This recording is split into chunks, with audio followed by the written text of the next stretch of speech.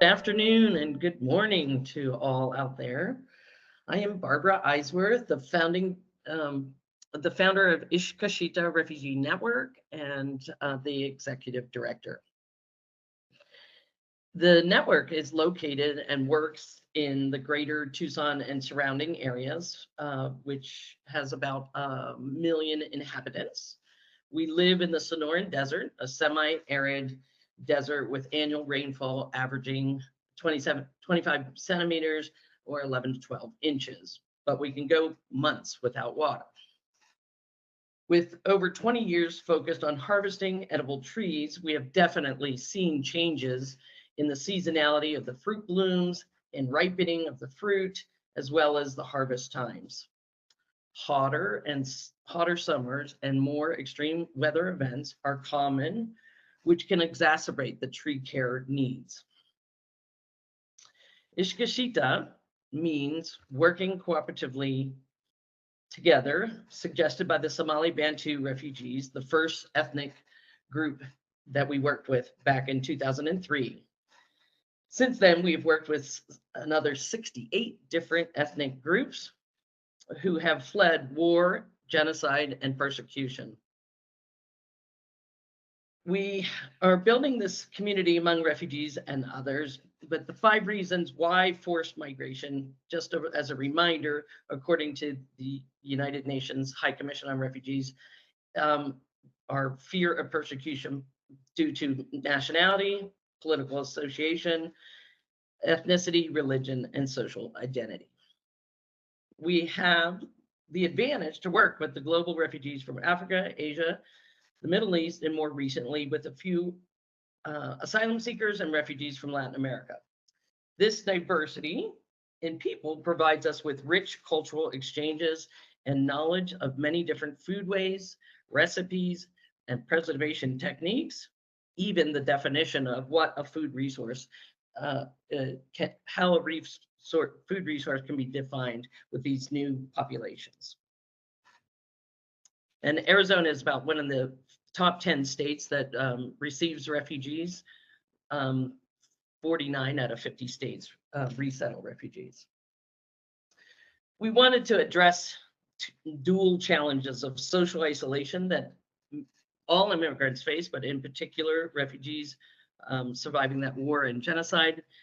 And the second is the lack of access to fresh local produce for the 1 in 4 people in Pima County experiencing food insecurity. Sorry about the slides, on me. Lately, there's been a lot of emphasis on tree planting, but not a lot about the harvesting and reaping of the bounty of existing trees, which is what Ishkashita does.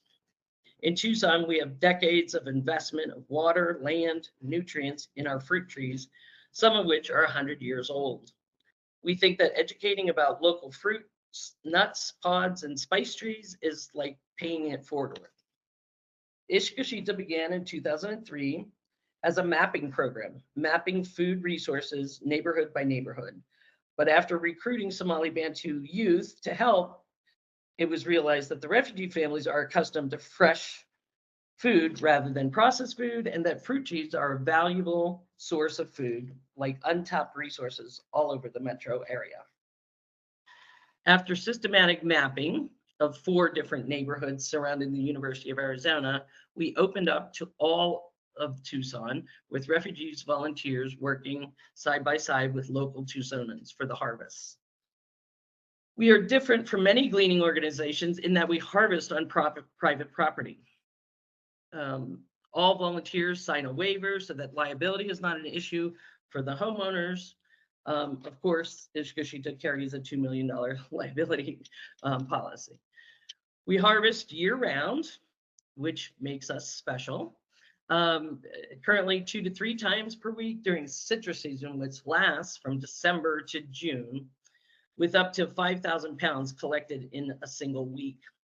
For every 1,000 pounds gleaned, that is 1,000 pounds we have to distribute weekly. I think you should be on the 3rd slide. Because the difference between desert-grown citrus, dates, and pomegranates to that of temperate plums and other stone fruit is that we do not need to be harvested in a short period of time, but we have a much longer period of time, where grapefruit, which I call the zucchini of the Southwest, are much better after being on the tree for 3 to 5 months. The key is making sure that the homeowners believe that. Because we are in the semi-arid Sonoran Desert, water sources vary from irrigation to harvested water. We harvest both native and non-native trees, and the yield is significant with irrigation. A grapefruit or a lemon tree can have over 1,000 pounds or over 2,500 lemons on one tree in one season. We grew from harvesting a few thousand pounds to over 100,000 pounds per year, giving as much as we can to refugee volunteers and refugee families. But in recent years, we've grown so much that we donate about 60% of that to food banks, shelters, and tribes, which goes out to about 4 different counties. This redistribution is a big job, and thankfully we have over 50 different community partners to help us with that part. Refugees are adding to the program. They're teaching us. A weekly garden orchard program is where we do some tree education and other trainings on each of the harvests. Likewise, we use a fruit donor form on our website to allow homeowners to request a harvest with details of the types of trees and the size of trees and any obstacles like vicious dogs in the property. This certainly is a replicable model. The importance of community engagement in urban forestry cannot be overstated, because trees need humans and desert urban environments, and humans need trees. Thank you very much. My email is in the, links are in the chat, and I'd be happy to answer questions.